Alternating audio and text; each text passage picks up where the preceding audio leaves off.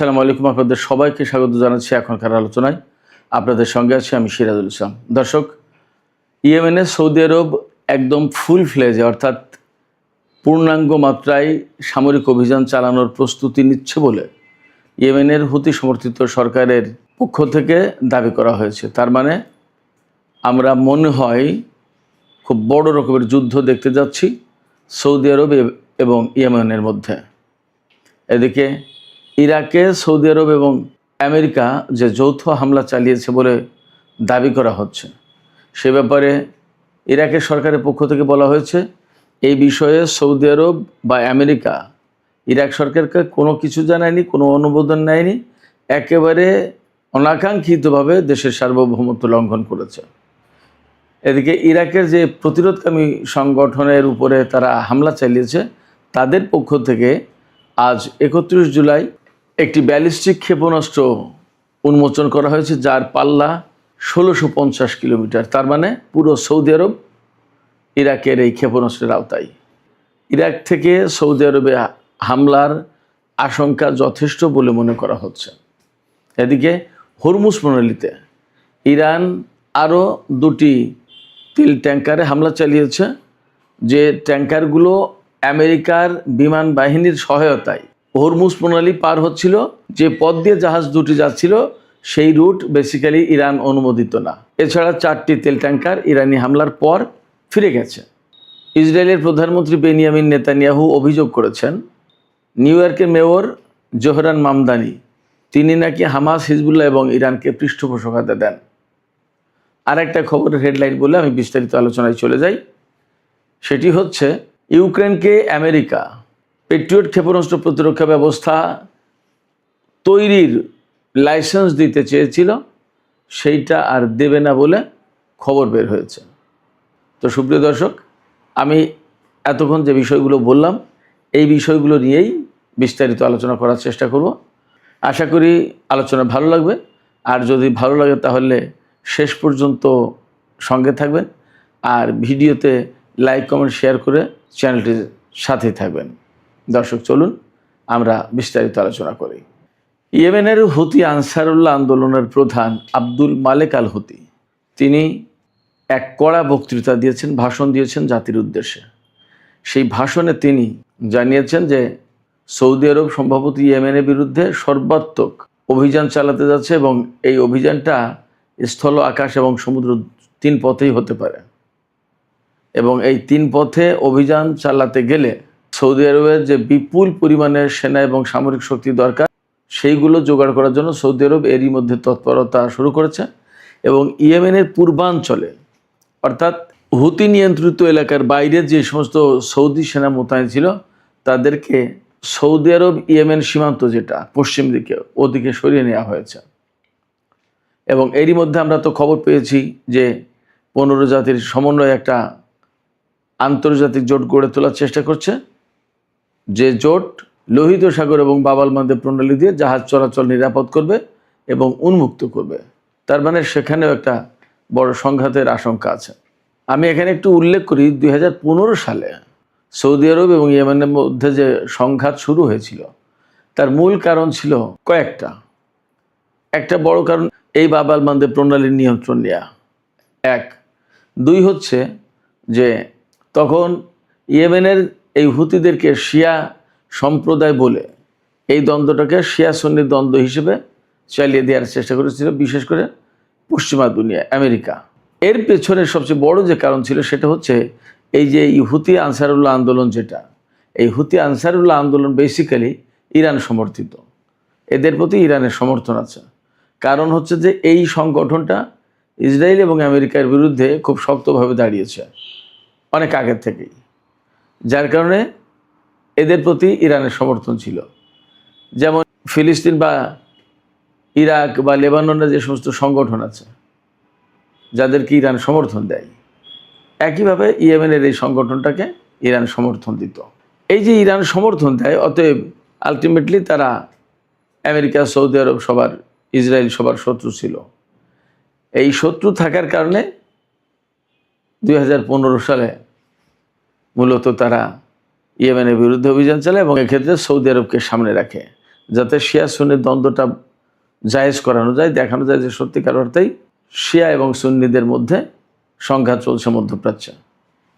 কিন্তু মূল বিষয়টা ছিল এই বাব আল মানদেব প্রণালী এবং লোহিত সাগরের নিয়ন্ত্রণ যাতে সৌদি আরব, ইসরায়েল, আমেরিকা এদের হাতে থাকে। কিন্তু বাস্তব কথা হচ্ছে 2015 সাল থেকে 2021 সাল পর্যন্ত 6 বছর 7 বছর যুদ্ধ করেও ইয়েমেনের হুতি আনসারুল্লাহ আন্দোলন সমর্থিত যে সরকার বা সামরিক বাহিনী তাদেরকে পরাজিত করতে পারেনি।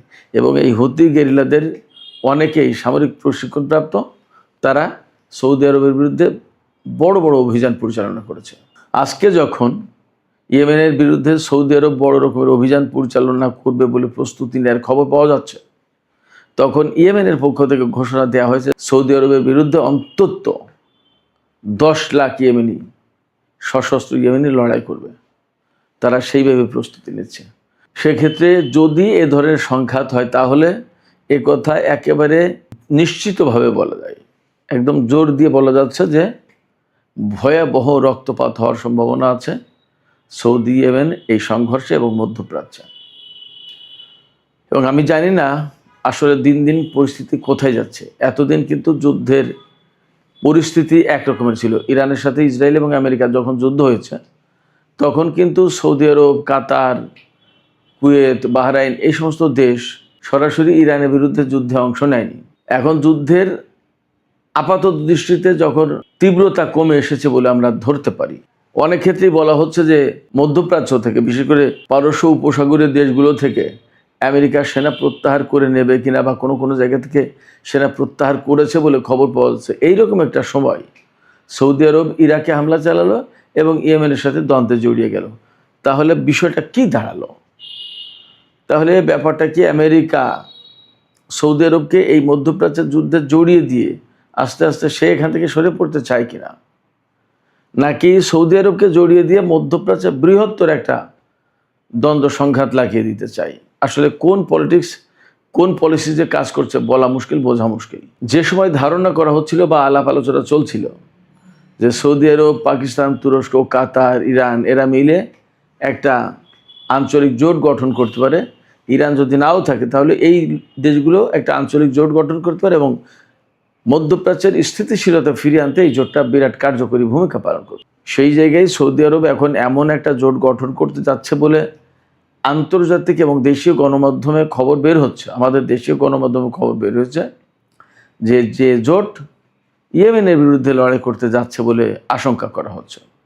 এটা যদি হয় তাহলে একেবারে মুসলিম বিশ্ব, মিডল ইস্ট, মুসলিম মিল্লাত একেবারে ধ্বংস হয়ে যাবে, মারাত্মক রকমের ক্ষতিগ্রস্ত হবে। এবং এটাই তো চেয়েছিল পশ্চিমা কিছু দেশ। এগুলো কেন বুঝতে পারছে না মধ্যপ্রাচ্যের মুসলিম দেশগুলো, আমি ঠিক পরিষ্কার না। যাই হোক, আমরা আর একটা প্রসঙ্গে আলাপ করি।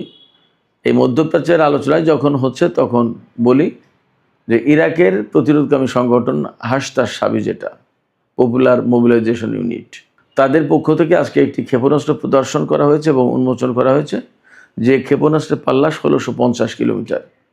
এটা ব্যালিস্টিক ক্ষেপণাস্ত্র, 1650 কিলোমিটার দূরে আঘাত আনতে পারে। তার মানে পুরো সৌদি আরব সম্ভবত এই ক্ষেপণাস্ত্রের আওতায়।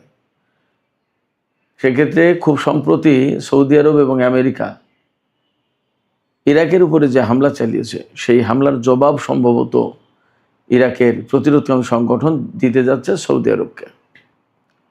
আর মধ্যপ্রাচ্যে মার্কিন ঘাঁটিগুলো তো ইরানের হামলার লক্ষ্যবস্তু হয়ে আছেই। আজকেও আমি দুপুরের ভিডিওতে বলেছিলাম যে কুয়েতে হামলা চালিয়েছে, পরবর্তীতে জানা গেল যে বাহরাইনেও হামলা চালিয়েছে ইরান। এদিকে আজকে ইরান যে মার্কিন ঘাঁটিগুলোতে হামলা চালিয়েছে, এর বাইরেও হরমুজ প্রণালীতে কিছু ঘটনা আছে। আমেরিকার সামরিক বাহিনী, বিশেষ করে বিমান বাহিনী, তাদের বিমান শক্তি দিয়ে, বিমানের ছত্রছায়ায় অর্থাৎ বিমান নিরাপত্তা দিয়ে 2টি তেল ট্যাঙ্কারকে হরমুজ প্রণালী পার করে নিয়ে যাচ্ছিল। মূলত এই 2টি জাহাজ ওই ওমান উপকূল দিয়ে নিয়ে যাওয়ার চেষ্টা করছিল, যেটা ইরান থেকে দূরে। আর ইরান দেখিয়ে দিয়েছে যে জাহাজ চলাচল যা করবে, তাদের যে নির্দেশিত পথ, তারা যে দেখিয়ে দিয়েছে যে এই রুটে যাবে, এই রুটে যাবে, সেই রুটে যায়নি। তার মানে আমেরিকা তাদের শক্তি প্রয়োগ করে জাহাজ দুটি নিয়ে যাচ্ছিল। কিন্তু ইরান দুটো জাহাজে হামলা চালিয়েছে। হামলা চালালে ওখানেই অচল হয়ে বা দাঁড়িয়ে আছে জাহাজ দুটো। আর 4টি জাহাজ তার পেছনে ছিল, সেই 4টি জাহাজ, ওই 4টি জাহাজ ফিরে গেছে। তার মানে আমেরিকা আজকেও অর্থাৎ 31 জুলাই জাহাজ, তেলবাহী জাহাজ পার করতে পারলো না হরমুজ প্রণালী। শুধু তাই না দর্শক, আমি আপনাদেরকে আর একটা কথা বলি। হরমুজ প্রণালী সেই 40 দিনের যুদ্ধের সময় যখন থেকে আটকে দিয়েছে ইরান, অর্থাৎ মার্কিন বাহিনীর এখানে প্রবেশ নিষেধ, এরপর থেকে একদিনের জন্য আমেরিকার সেনারা হরমুজ প্রণালীর ধারে কাছেই যায়নি। যখনই ইরানের ক্ষেপণাস্ত্রের আওতায় চলে এসেছে তাদের কোনো যুদ্ধজাহাজ, তখনই ওয়ার্নিং দিয়েছে, মেসেজ পাঠিয়েছে, সিগন্যাল পাঠিয়েছে, অথবা ক্ষেপণাস্ত্র বা ড্রোন হামলা চালিয়ে তাড়িয়ে দিয়েছে। ভয় দেখিয়েছে ইরান, তারা চলে গেছে। তো হরমুজ প্রণালী অ্যাকচুয়ালি আমেরিকা যে খুলতে পারলো না, এটা পরিষ্কার। এদিকে মিডল ইস্ট ইরান কেন্দ্রিক আর একটা খবর আছে আমেরিকার। মার্কিন প্রেসিডেন্ট ডোনাল্ড ট্রাম্প ক্যাম্প ডেভিডে তার মন্ত্রিসভার সব সদস্যের সঙ্গে বৈঠকে বসেছেন। এই কিছুক্ষণ আগের খবর। এই ক্যাম্প ডেভিডে সাধারণত বড় কোনো সিদ্ধান্ত হতে গেলে মার্কিন প্রেসিডেন্ট তার মন্ত্রিসভার সদস্যদের নিয়ে বৈঠকে বসেন। আজকেও কিন্তু তাই। আজকে কিন্তু সপ্তাহের প্রায় শেষ দিন, আর একদিন আছে আমেরিকায়, শুক্রবার। আজকে বৃহস্পতিবার, একদিন পরে শুক্রবার, শনি রবি 2 দিন কিন্তু আমেরিকায় বন্ধ। এবং ইসরায়েলের প্রধানমন্ত্রী বেনিয়ামিন নেতানিয়াহু সম্প্রতি আমেরিকা সফর করেছেন এবং ধারণা করা হচ্ছে তার এই সফরের পর আমেরিকা ইসরায়েল মিলে ইরানের বিরুদ্ধে অভিযান চালাতে পারে। তো এই যে আজকের যে ক্যাম্প ডেভিডে বৈঠক, এই বৈঠকের পর মনে করা হচ্ছে কয়েকটা কারণ হতে পারে। একটা হতে পারে ইরানের বিরুদ্ধে বড় কোনো সিদ্ধান্ত নিতে যাচ্ছে, হামলা চালাতে পারে, এটা একটা। আরেকটা হতে পারে মধ্যপ্রাচ্য থেকে মার্কিন বাহিনীকে প্রত্যাহার করার ব্যাপারেও আলোচনা হতে পারে। কোনটা আমরা শিওর না, কারণ মধ্যপ্রাচ্যে আসলে আমেরিকার জন্য অনেক বেশি ব্যয়বহুল যুদ্ধ হয়ে যাচ্ছে। এই যুদ্ধ টানা খুব কঠিন ব্যাপার। এবং এই যে এই জুলাই মাসের প্রথম দিক থেকে যে ইরান এবং আমেরিকার মধ্যে যে যুদ্ধ শুরু হয়েছে, চলছে, এই যুদ্ধে কিন্তু বিপুল পরিমাণে ক্ষয়ক্ষতি হয়েছে মধ্যপ্রাচ্যে আমেরিকার ঘাঁটিগুলোতে। অনেক বিমান, অনেক হেলিকপ্টার, অনেক ড্রোন ধ্বংস হয়েছে, ঘাঁটিগুলো তছনছ হয়েছে এবং এই সময় অনেকগুলো সেনাও মারা গেছে। শুধু সেনা মারা না, অনেক সেনা আহত হয়েছে। আজকেই দেখলাম যে তাদের 3-4 দিন আগে যে সেনা আহত হওয়ার কথা ছিল যে 624, সেই জায়গায় আজকে দেখলাম যে তারা আপডেট করেছে 653 জন মার্কিন সেনা আহত হয়েছে। তার মানে এই কয়েকদিনে আরও অনেক সেনা আহত হয়েছে। তো এই যে আহত হওয়ার ঘটনা, তাহলে নিহত কি 2-1 জন মোটেই হচ্ছে না। ইরান কিন্তু বলেছে গতকালকে যে তারা গতকাল জর্দানের যে আল আজরাক বিমান ঘাঁটিতে হামলা চালিয়েছিল, সেখানে 3টি F-35 যুদ্ধ বিমান ধ্বংস হয়েছে, 3টি মারাত্মকভাবে ক্ষতিগ্রস্ত হয়েছে এবং অনেক অফিসার এবং টেকনিক্যাল অ্যান্ড মেইনটেন্যান্স পার্সোনাল হতাহত হয়েছে, আহত হয়েছে, নিহত হয়েছে। তো এইরকম একটা পরিস্থিতিতে আমেরিকা হয়তো মধ্যপ্রাচ্য থেকে সেনা প্রত্যাহারও করতে পারে, সেই সিদ্ধান্ত হতে পারে ক্যাম্প ডেভিডে। আবার ইরানের বিরুদ্ধে হামলার ব্যাপারেও আলোচনা হতে পারে। আবার এপাশে সৌদি আরব যে ইরাকের সাথে এবং ইয়েমেনের সাথে ফ্রন্ট খুলল যুদ্ধের, এই বিষয়টা নিয়েও গুরুত্বপূর্ণ আলোচনা হতে পারে। তবে আমার কাছে মনে হচ্ছে প্রথম এবং দ্বিতীয়টা, এই দুটোর যে কোনো একটা বিষয় নিয়ে খুব গুরুত্বপূর্ণ সিদ্ধান্ত নেওয়া হবে। আমরা সবই দেখতে পারবো, অপেক্ষায় থাকি। সুপ্রিয় দর্শক, আমরা এপাশে আরেকটু কথা বলি। সামাজিক যোগাযোগ মাধ্যমে সম্ভবত খবরটি দেখলাম যে কুয়েত থেকে মার্কিন সেনা প্রত্যাহারের বিষয়টি বিবেচনা করছে বা পর্যালোচনা করে দেখছে ট্রাম্প প্রশাসন। তার মানে আজকে যে ক্যাম্প ডেভিডের যে আলোচনা হচ্ছে আর এই কুয়েতের ব্যাপারটা অনেকটা মিলে যায় আমার দ্বিতীয় যে ধারণা, সেই ধারণার সাথে। দেখা আসলে কি হয়। আমি প্রথমে শিরোনামের সময় বলেছিলাম যে ইসরায়েলের প্রধানমন্ত্রী বেনিয়ামিন নেতানিয়াহু বলেছেন যে নিউ ইয়র্কের যে মেয়র জোহরান মামদানি, তিনি নাকি ইরান, হিজবুল্লাহ এবং হামাসকে সমর্থন করেন, পৃষ্ঠপোষকতা দেন। এই কথা কেন বলছেন? এর কয়েকদিন আগে মেয়র জোহরান মামদানি বলেছিলেন যে নেতানিয়াহু নিউ ইয়র্কে আসলে আমি তাকে গ্রেপ্তার করব।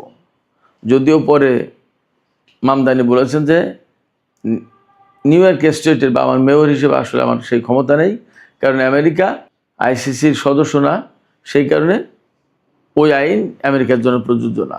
তো ওই আইন প্রযোজ্য না হলেও নেতানিয়াহুর সাথে যে জোহরান মামদানির একটা বিরাট মানসিক দ্বন্দ্ব এবং দূরত্ব তৈরি হয়েছে, এতে কোনো সন্দেহ নেই। এই প্রসঙ্গে আজকে নেতানিয়াহু বলেছেন, আমি যদি কোনো দেশ সফরে যাই আর সেখানে যদি কোনো সরকার আটকের চেষ্টা করে, তাহলে আমাদের দেশের সেনারাই সেটা কাউন্টার দেওয়ার জন্য বা সেটা নস্যাৎ করে দেওয়ার জন্য যথেষ্ট। ধরুন কথার কথা, ফ্রান্সে গেল, ফ্রান্সের সেনাবাহিনী যদি নেতানিয়াহুকে আটক করার ব্যবস্থা করে বা পুলিশ, তো তাদেরকে কাউন্টার দেবে ইসরায়েলের সেনাবাহিনী। নেতানিয়াহুর বক্তব্য এটা। তাইলে অনেক বেশি শক্তি প্রকাশের বা শক্তির অহংকার দেখানো হলো এমন কি? আপনাদের মতামত জানাতে পারেন এ ব্যাপারে। আমি সর্বশেষ যে বিষয়টি নিয়ে আলোচনা করতে চাই সেটি হচ্ছে, অনেক আগে থেকেই ইউক্রেন আমেরিকার কাছে ক্ষেপণাস্ত্র প্রতিরক্ষা ব্যবস্থা চেয়ে আসছে। তাকে সম্ভবত পেট্রিয়ট ক্ষেপণাস্ত্র প্রতিরক্ষা ব্যবস্থা দিয়েছেও, কিন্তু সেগুলো খুব একটা কার্যকর হতে পারছে না। রাশিয়ার হাতে ওরেশনিক থেকে শুরু করে অনেকগুলো হাইপারসনিক ক্ষেপণাস্ত্র আছে। হাইপারসনিক ক্ষেপণাস্ত্র পেট্রিয়টে ঠেকাতে পারবে না। তারপরেও এই যে কয়েকদিন আগে তুরস্কে যে নেটো জোটের সম্মেলন হলো, সেই সম্মেলনের সময় একদম প্রকাশ্যে ডোনাল্ড ট্রাম্প ঘোষণা দিয়েছেন যে আমরা ইউক্রেনকে এই পেট্রিয়ট ক্ষেপণাস্ত্র প্রতিরক্ষা ব্যবস্থা তৈরি করার জন্য লাইসেন্স দেব। এই লাইসেন্স পেলে ইউক্রেনের পক্ষে আর এই ক্ষেপণাস্ত্র প্রতিরক্ষা বাড়ানো কোনো ঝামেলা হবে না, কারো কাছ থেকে আর চাওয়া লাগবে না। তো আজকে ডোনাল্ড ট্রাম্প বলেছেন যে তিনি ইউক্রেনকে এই লাইসেন্স দেবেন না। তিনি প্রকাশ্যে কয়েকদিন আগে বলে গেলেন দেবেন, আর আজকে বলছেন দেবেন না। এই জায়গা থেকে আরেকবার একটা কথা পরিষ্কার হয়ে প্রমাণিত হয়, সেটা হচ্ছে যে ডোনাল্ড ট্রাম্প আসলে কাউকে কথা দিলে সেই কথা যে রাখবেন তার নিশ্চয়তা থাকে না। সুপ্রিয় দর্শক, আমি যে বক্তব্য দিলাম ট্রাম্পের এই ব্যাপারে, আমার এই বক্তব্যের সাথে কি আপনাদের কোনো দ্বিমত আছে? নাকি ট্রাম্প আসলেই বারবার ওয়াদা খেলাপ করেন, চুক্তি ভঙ্গ করেন এবং এই রেকর্ড যথেষ্টই আছে? আপনাদের মতামত জানিয়ে কমেন্টে লিখতে পারেন। আর ভিডিও ভালো লাগলে লাইক, কমেন্ট, শেয়ার করবেন এবং চ্যানেলটি সাবস্ক্রাইব করে সাথেই থাকবেন।